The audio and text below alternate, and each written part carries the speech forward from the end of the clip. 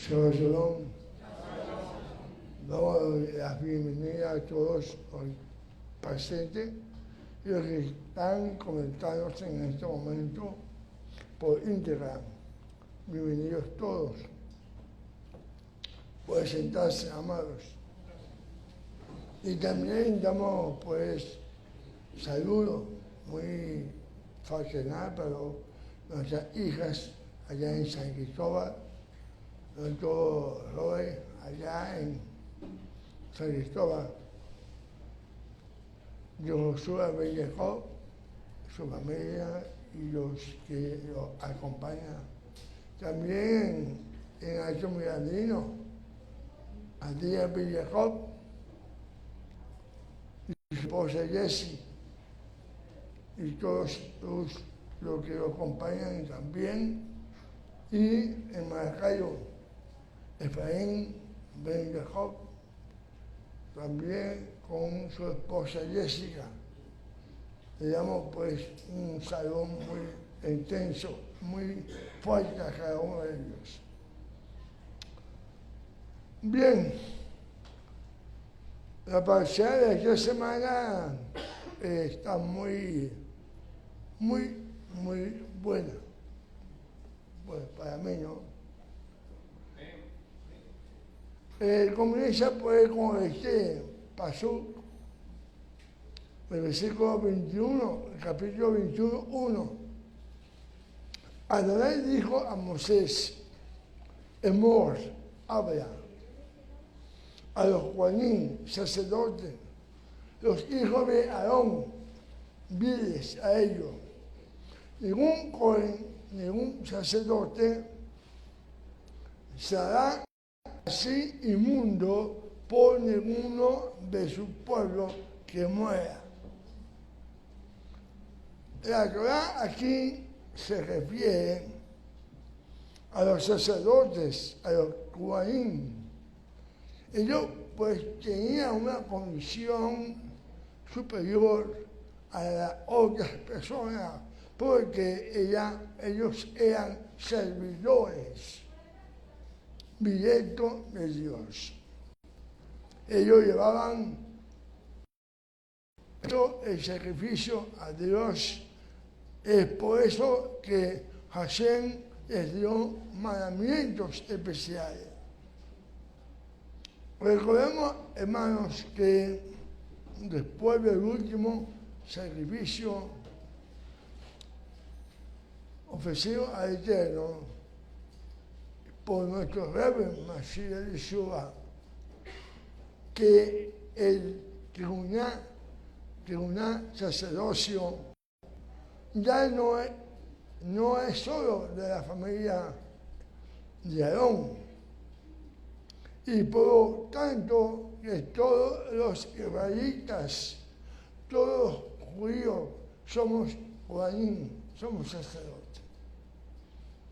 Que ya el sacerdocio no está limitado a una tribu, la tribu de Leví, sino que hoy somos real sacerdocio, nación santa. Yo diría amén. Para confirmar que si somos o no somos. Amén. O sea que cuando el versículo que estamos estudiando dice, habla a los sacerdotes, en ese tiempo eran dirigidos obviamente únicamente a los hijos de Aarón. Pero hoy va dirigido a todos nosotros, a todos nosotros. Lo que hacemos parte del pueblo de Dios, Israel. Si tuviéramos la visita en nuestra sinagoga de un rabino ortodoxo, yo creo que al mostrar nuestra identidad como judíos creyentes en el Mesías de Yeshua, él nos preguntaría cuál es el judaísmo que nosotros debemos practicar. El judaísmo que se dice no te contamines con los muertos. O el judaísmo que te dice curar enfermos, resucitar a los muertos. Según Mateo 10:8. Para encontrar respuesta a este interrogante, es bueno tener en cuenta que los israelitas creyentes de Yeshua, el Mesías, nosotros debemos de seguir sus enseñanzas y poner en práctica. Y eso nos hace diferentes, nos hace distintos. Mateo 23:2 dice: los escribas y los fariseos se han sentado en la cátedra de Moisés, de modo que haced y observad todo lo que os digan, pero no hagáis conforme a sus obras. Ellos dicen y no hacen. Yeshua, a través de sus enseñanzas, quiso que nos adelantáramos, que creciéramos en nuestra práctica como realistas del lobo, del pacto renovado. Vemos con preocupación cómo el judaísmo mesiánico de nuestro tiempo ha perdido de muchas áreas con respecto al judaísmo mesiánico de la época de Yeshua y sus discípulos. Y la causa las podemos encontrar en que nos hemos metido tanto, nos hemos introducido tanto en el judaísmo tradicional que existía, que ese judaísmo ya existía muchos tiempos antes de Yeshua. Y nos hemos olvidado de la enseñanza que el mismo Mesías, Yeshua, nos dio para complementar ese judaísmo tradicional. Entonces, como muchos de nosotros, casi todos lo recibimos de fuentes judías tradicionales. Justamente estamos hoy hablando yo con un pastor y decíamos, comentaba algo de eso, que nos metemos tanto con la tradición, con las costumbres judías tradicionales, que nos olvidamos de esa enseñanza que nos dio nuestro Mesías, que no se salió del entorno de la palabra.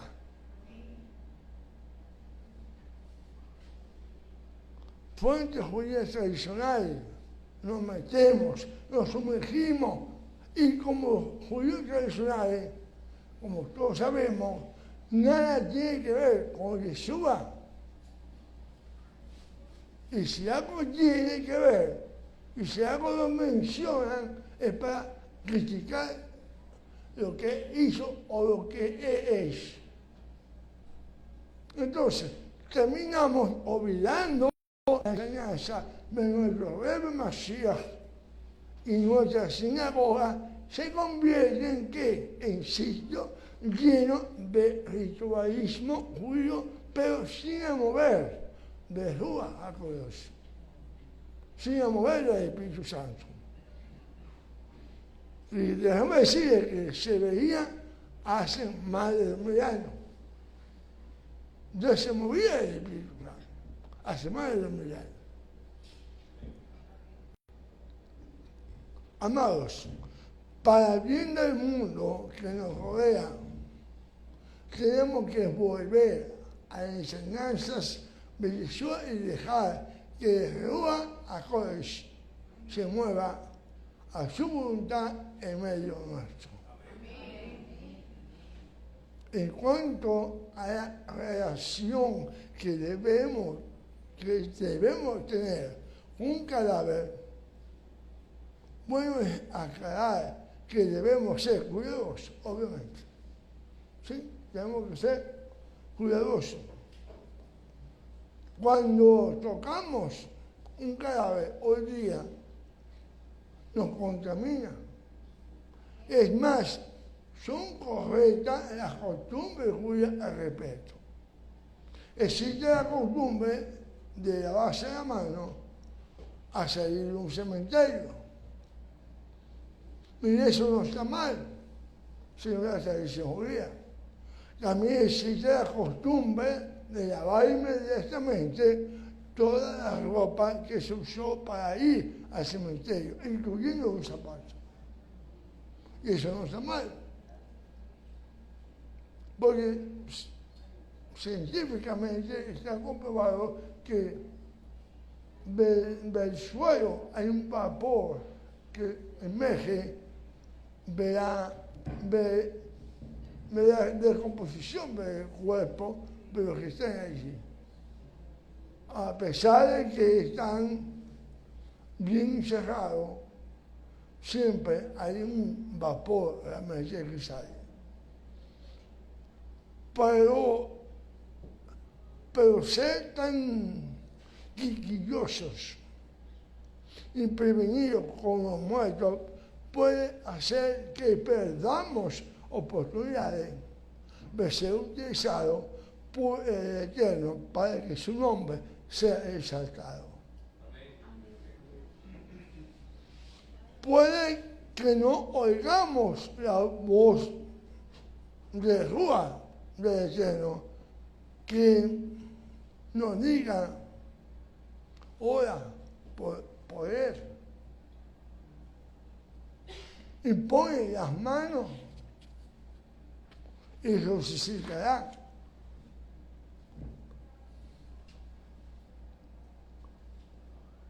Es la manera como Yeshua, es la manera como Adonai actúa. Él es la voz de Dios, Él es la palabra. Dios es el mismo ayer, hoy y siempre.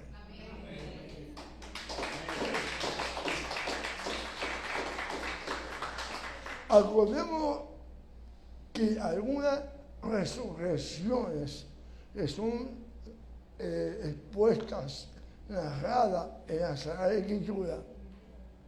Por ejemplo, vamos a recordar la de Segunda de Reyes, capítulo 4, 32 al 37, que dice: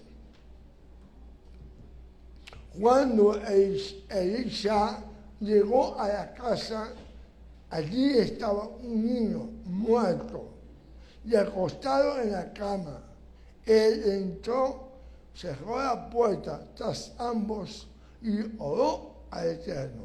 Entonces se puso sobre la cama y se acostó encima del niño, poniendo su boca sobre su boca de él, sus ojos sobre los ojos de él y su mano en las manos de él, mientras él se extendía sobre el niño, su carne comenzó a entrar en calor. Entonces descendió, caminó alrededor de la casa por un rato, subió de nuevo y se extendió sobre el niño otra vez. El niño estornudó 7 veces. Entonces abrió sus ojos. Elisha llamó a Gesi y dijo: llama a esta samaritana, sunamita. Así que él la llamó y cuando ella vino a él, él dijo: levanta a tu hijo. Ella entró, cayó a su pie y se postró en el suelo. Entonces tomó a su hijo y salió. Amigos, eso pasó hace miles de años. Y eso está en el Antiguo, más llamado Antiguo Testamento.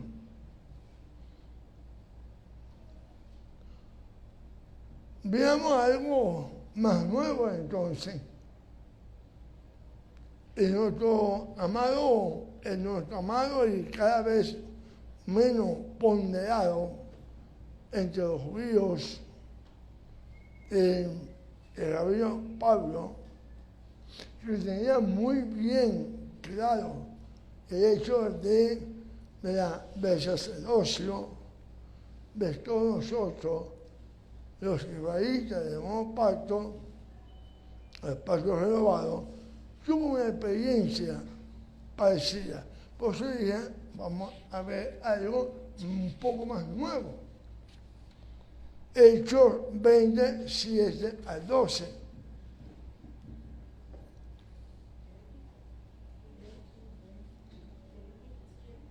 En el Shabbat, cuando nos reuníamos para partir el pan, Pablo se unió a ellos, puesto que iba el próximo día y alargó el discurso hasta la medianoche. Había muchas lámparas de aceite encendidas en la habitación de la planta alta donde estaban reunidos. Y allí estaba un joven llamado Eutico, sentado en el umbral de la ventana, como el Blas, o sea, la explicación de Pablo se alargaba más y más.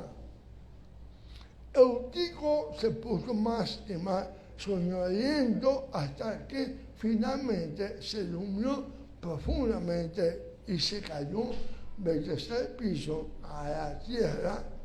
Cuando levantado estaba muerto.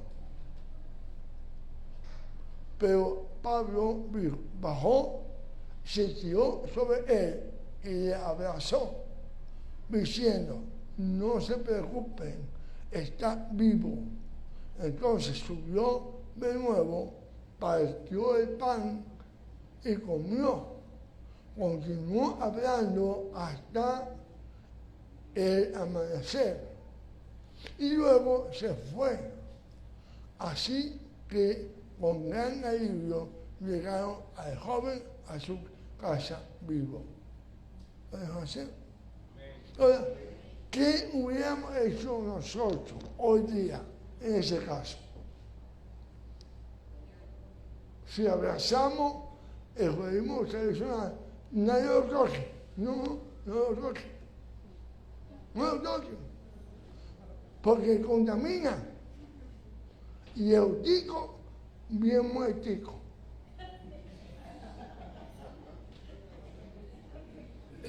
Se hubiese quedado muertico ahí. La razón por la que cada vez más judíos rechacen la enseñanza de Pablo, la podemos encontrar en que Pablo practicaba el judaísmo que enseñó Jesús. Se apartaba de la tradición de los padres y de la halajot rabínica que conoció él antes de recibir el llamado para llevar la luz a las naciones como apóstol de los gentiles. ¿Por qué se critica a Saúl por parte de algunos que, llamándose mesiánicos, quieren ser más judíos que los propios judíos? Porque Pablo siguió los lineamientos del judío llamado Yeshua para llevar el conocimiento de las buenas nuevas a los no judíos y así plantados por la puerta de Mashiach en la tierra espiritual de Israel. Hay quienes dicen que Saúl fue un apóstata del judaísmo porque no exigió a los creyentes provenientes de los gentiles la imposición de los legalistas. Sin embargo, Kefa lo llamó hermano, Pedro lo llamó hermano. Y eso lo vemos en 2 Pedro, capítulo 3, 15 a 18, que dice: la paciencia de nuestro Adón, de nuestro Señor, juzgada como salvación, como os lo escribió también Pablo, nuestro querido hermano, según la sabiduría que le fue otorgada. Lo escribe también en todas las cartas en las que habla de esto, aunque hay en ella cosas difíciles de entender, que los ignorantes y los débiles interpretan torcidamente, como también la demás escritura, para su propia perdición. Versículo 17. Vosotros, pues, queridos, estando ya advertidos, vivid alerta, no seáis que, arrastrados por el error de esos disolutos, os veáis derribados de vuestra firme postura. Creced, pues, en la gracia y en el conocimiento de nuestro Señor y Salvador Jesús HaMashiach. A Él la gloria ahora y hasta el día de la eternidad. Amén.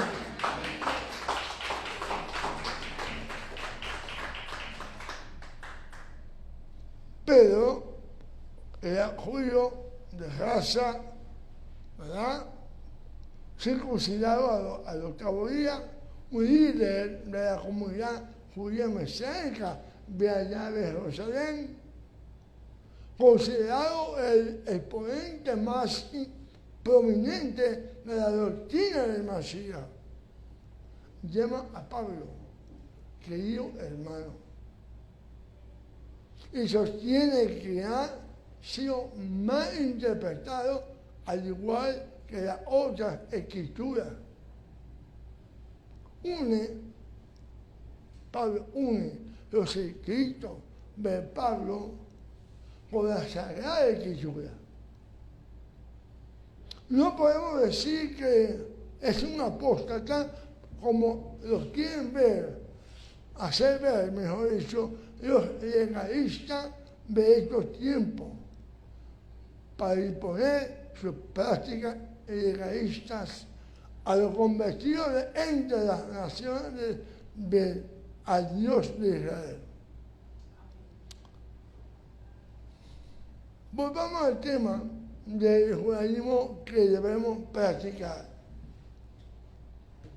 Jesús nos habló de ese tema con la famosa comparación del buen samaritano.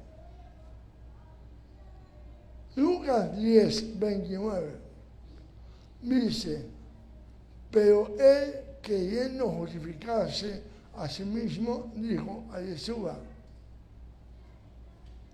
¿y quién es mi prójimo?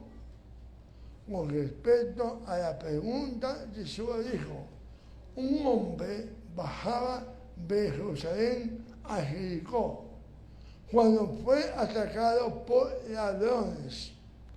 Lo despojaron hasta dejarlo desnudo y lo golpearon, dejándolo medio muerto. Se fueron. Por coincidencia, un sacerdote pasaba por el camino, pero cuando lo vio, pasó por el lado opuesto, o sea, lo esquivó. Y asimismo, un levita llegó al lugar lo vio y también pasó por el lado opuesto. Pero un hombre de Samaria que viajaba llegó a él y cuando lo vio fue movido a compasión. Así que se acercó, puso aceite y vino en sus heridas, las vendó, entonces lo montó en su propio asno, lo llevó a un mesón y cuidó de él. Al día siguiente sacó el jornal de 3 días y se lo dio al mesero y le dijo, cuídale, y si gasta más que eso, te pagaré cuando regrese. Verso 3.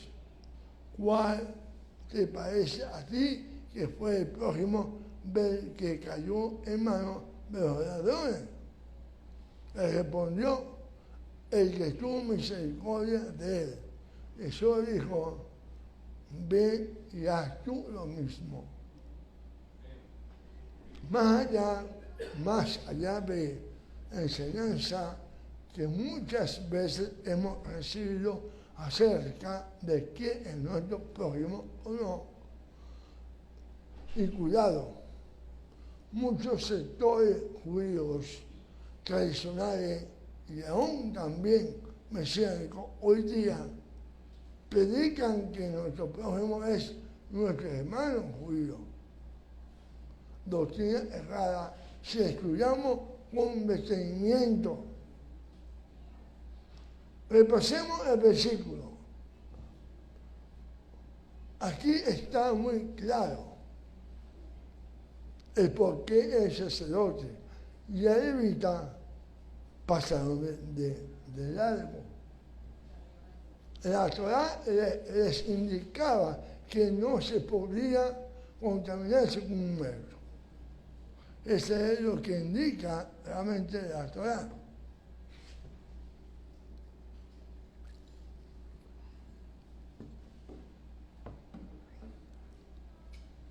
Y el hombre en el camino parecía realmente muerto, pero a ellos les faltó asegurarse, cerciorarse.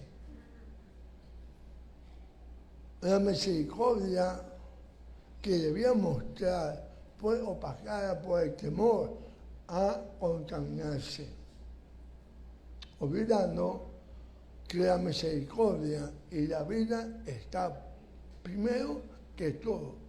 La vida está sobre cualquier mandamiento. Eso lo enseña el mismo judaísmo, ¿verdad? Ahora, además, la contaminación con muertos, déjame decir que es algo ritual y esta pasa, ¿verdad? Con el lavamiento de manos. Si usted se contaminó de la mañana, que en la tarde ya usted deja con lavado de las manos, ya usted queda directamente puro. Y eso no puede pasar a muchos de nosotros hoy. Por eso es que es bueno sería aprovechar la oportunidad para profundizar en este pasaje. Y podemos ver en cada personaje representación exacta de muchos que se encuentran a nuestro alrededor. Vamos a examinar este pasaje del buen samaritano. Cada palabra y nos daremos cuenta que la Rúa, el Espíritu, nos quiere llevar más allá de lo que las simples letras dicen. Un hombre bajaba de Jerusalén a Jericó cuando fue atacado por ladrones. Lo despojaron hasta dejarlo desnudo y lo golpearon, dejándolo medio muerto y se fueron. Muchos de nosotros lo que tenemos es inseguridad, pero en algún momento de la historia de nuestra familia, nuestros antepasados, nuestros ancestros, se vieron obligados por las circunstancias a convertirse al catolicismo realmente. Allí podemos decir que bajamos de Jerusalén a Roma. Y ahí en Roma fuimos atacados por la Iglesia Católica, o mejor dicho, la Iglesia Romana, quienes nos robaron nuestro bien más preciado, la Torá. Nos hicieron creer que la Torá ya había pasado de moda, ya no estaba vigente, que ya no estáis bajo la ley, sino bajo la gracia. Y todas esas doctrinas las aceptamos sin decir pío, como dicen por ahí. Nos despojaron de nuestra vestimenta, nos robaron nuestra equipa y se la dieron al Papa. Nuestro taí, nuestro sisí, nos quitaron el Shabbat, nos impusieron el domingo, nos quitaron las fiestas del Eterno, nos impusieron fiestas paganas, nos quitaron el calendario hebreo del Eterno, el calendario del Eterno, nos impusieron un calendario pagano a lo que nos resistíamos, nos golpeaban hasta el cansancio. Si se queda duda, veamos la Ashoah, el Holocausto, las grandes cruzadas y desde la Santa Inquisición. Veamos esas tres cosas, si se crea alguna duda por ahí. Muy triste la condición en la que nos quedamos, medio muerto. Pero José, que fue medio muerto. Esa es la condición de alguien que tiene ascendencia israelita y hoy practica otra religión. La mayoría de ustedes vienen de esa tribu perdida. Y eso le está tocando a usted ahora la puerta. Por coincidencia, un sacerdote pasaba, dice el versículo 31, por coincidencia un joven, un sacerdote, pasaba por el camino, pero cuando lo vio, pasó por el lado opuesto. Asimismo, un levita llegó al lugar, lo vio y también pasó por el lado opuesto. ¿Sabe por qué esos dos caballeros pasaron el lago y no les dolió lo que vieron? Porque los sacerdotes y los levitas nunca salieron de Israel. Acordemos que los de las tribus de Leví, de Judá, Benjamín y Leví, se quedaron en Israel, en el sur, representando al judaísmo. Ellos nunca perdieron contacto con sus raíces hebreas. Las otras 10 tribus a la cabeza de Efraín fueron esparcidas por todo el mundo y perdieron toda conexión con sus raíces hebreas. De esas tribus esparcidas es que venimos la mayoría de nosotros. Gracias a que el que vino a buscar las ovejas perdidas de la casa de Israel nos encontró.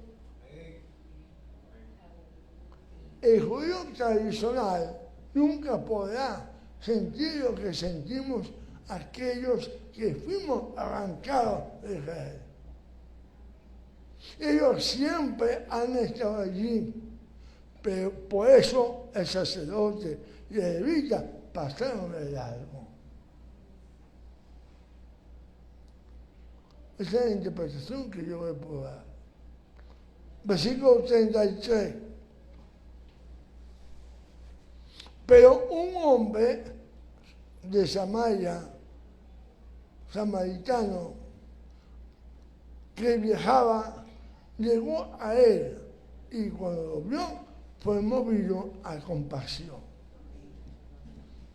Porque el samaritano actuó diferente, distinto.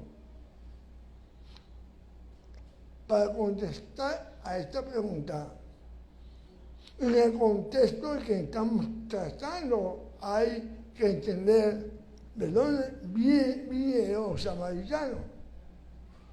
Ellos hacían parte del pueblo de Israel y tras la rebelión de las 10 tribus al mando de Jeroboam, se separaron de Israel, de Jerusalén, e hicieron campamentos todos aparte, hicieron campamentos aparte en Betel.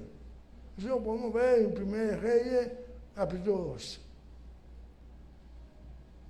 Él sabía lo que se siente al apartarse de Jerusalén. Se sintió identificado con un hombre de nuestra historia, por eso fue movido a compasión. ¿Qué nos quiere enseñar el Eterno con todo esto? ¿Cuál es la aplicación que debemos dar hoy a esta enseñanza?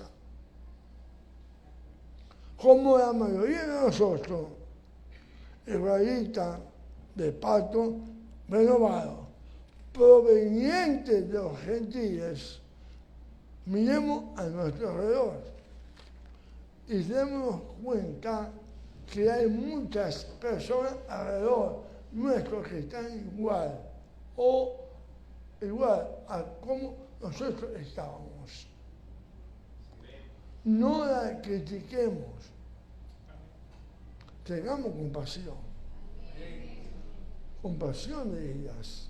Ellas han sido atacadas, despojados, están medio muertos, algunos muertos y medio. No necesitan más ataques, amados. No necesitan más críticas. Necesitan que ayudemos, que tengamos compasión de ellos.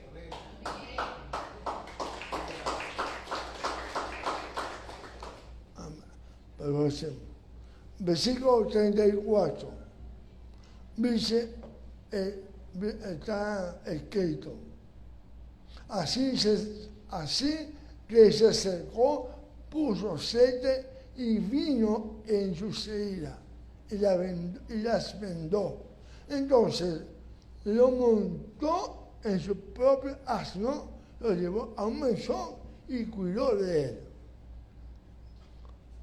Amados, no le mostremos ritos, muestra de unción el aceite.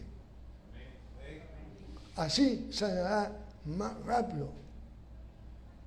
No seas religioso, no seamos religiosos, pero me muestras que amas al Eterno, nuestro Dios el Dios de Israel.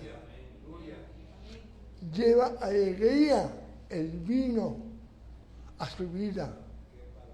La alegría que da a saber que volvió a casa. A entender lo feliz que está nuestro Padre con su regreso y con su arrepentimiento de su Yeshua. Lucas 15:32 dice: tenemos que celebrar y alegrarnos porque este hermano tuyo estaba muerto y ha regresado a la vida, estaba perdido y ha sido encontrado. El hijo pródigo. Así debe ser nuestra actitud, amado.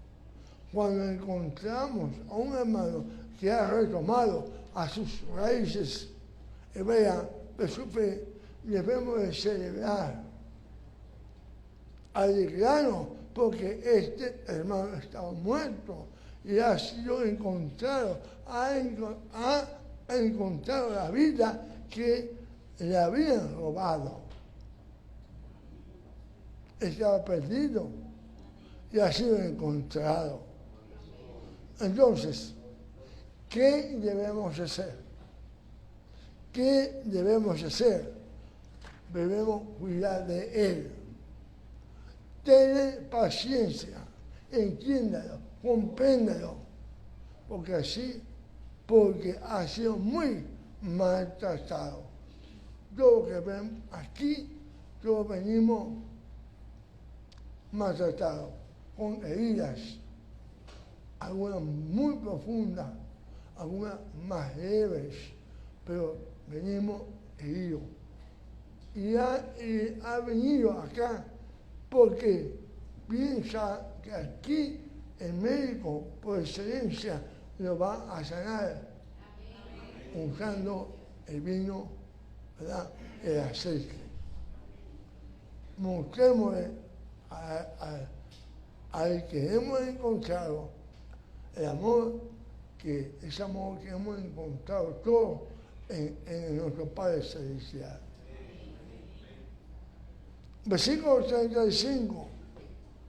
Al día siguiente sacó el jornal de 3 días, se lo dio al mesonero y le dijo: cuídate, y si gastas más que esto, te pagaré cuando regrese.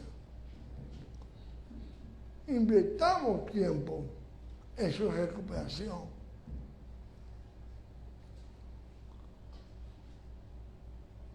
Enseñemos a pescar. No es que vamos a invertir dinero en él, ¿no? Va de la caña y enseña a pescar. Invirtamos tiempo en su recuperación. No encasimemos esfuerzo para hacerlo. Es una orden de Yeshua. Jesús dijo: ve y haz tú lo mismo. Y tú debes estar tranquilo, porque no te vas a contaminar. No porque él no está circuncidado, porque eso, por aquello, otro. No, amado, no te vas a contaminar. Comienza con algo. Amor. Habla, amor. Era para ser hoy. Habla, di, enseña. Manifiesta el amor del Espíritu, el amor de Yeshua. Proclama a los 4 vientos quién vive y quién reina en tu vida.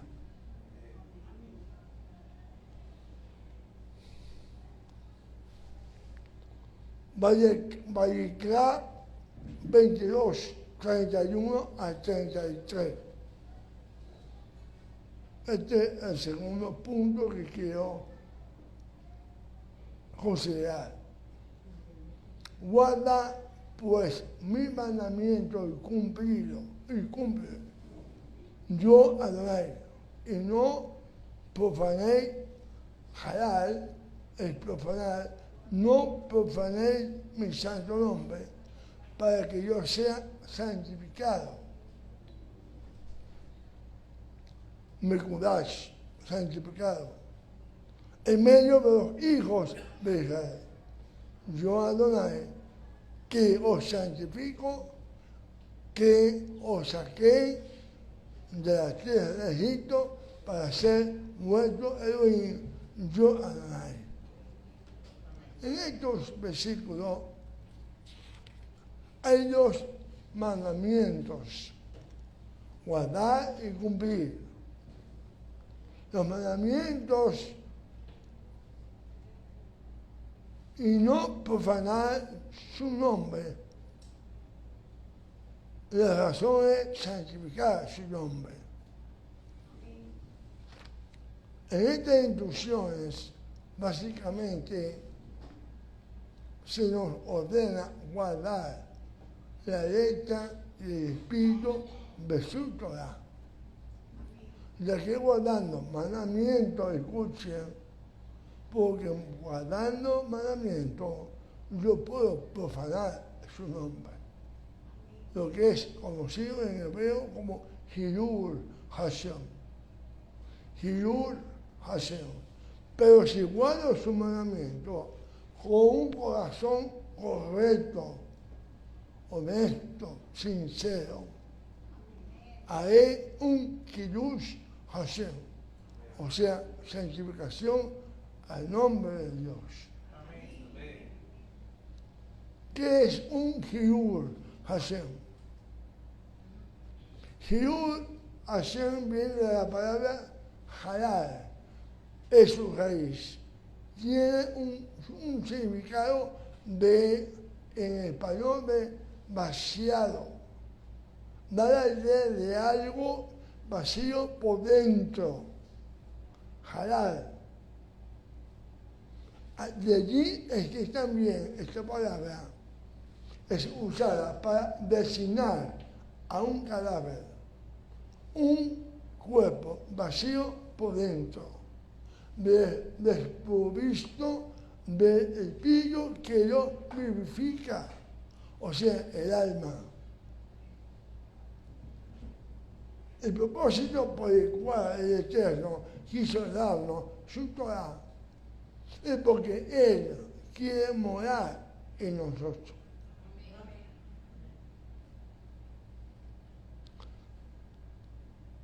Éxodo se llamó 25:8, dice, y harán un santuario para mí y habitaré en medio de ellos. Una de las funciones de la Torah es purificarnos como vasija. De esa manera nos convertimos en un santuario, en un midrash. Y entonces, su presencia divina puede llenar y habitar en nosotros. De esa manera, Él nos llena y se manifiesta por medio de nosotros en este mundo inferior. Él creó Él creó los mundos inferiores para poder luego llenarlos. Pero para que esto sea posible es necesario un medio que atenúe, disminuye la intensidad de su luz y así ésta puede habitar en los mundos inferiores. Un medio que al mismo tiempo que alivie, ilumine, oculte, pero al mismo tiempo manifieste esa luz que es su presencia real, Shejinah, en este mundo. Déjame explicar lo expresado reciente, cómo es posible, se podrían preguntar a ustedes, cómo es posible que la inmensa luz del Creador, esa luz que es su divina presencia, esté presente dentro de nosotros. Hay un vocablo, hay una palabra en el entorno del judaísmo, el vocablo hebreo, Simsum. Simsum es la teoría de Simsum, deriva de la enseñanza del rabino cabalístico Isaac Luria. Nosotros enseñamos Kabbalah, como esto como referencia, nada más. Y se puede resumir como antes de la creación del mundo, Dios llenaba todo el espacio. Cuando Dios Eterno quiso crear el mundo, retiró su luz. Esta luz sufre de numerosas restricciones. Cada sinsum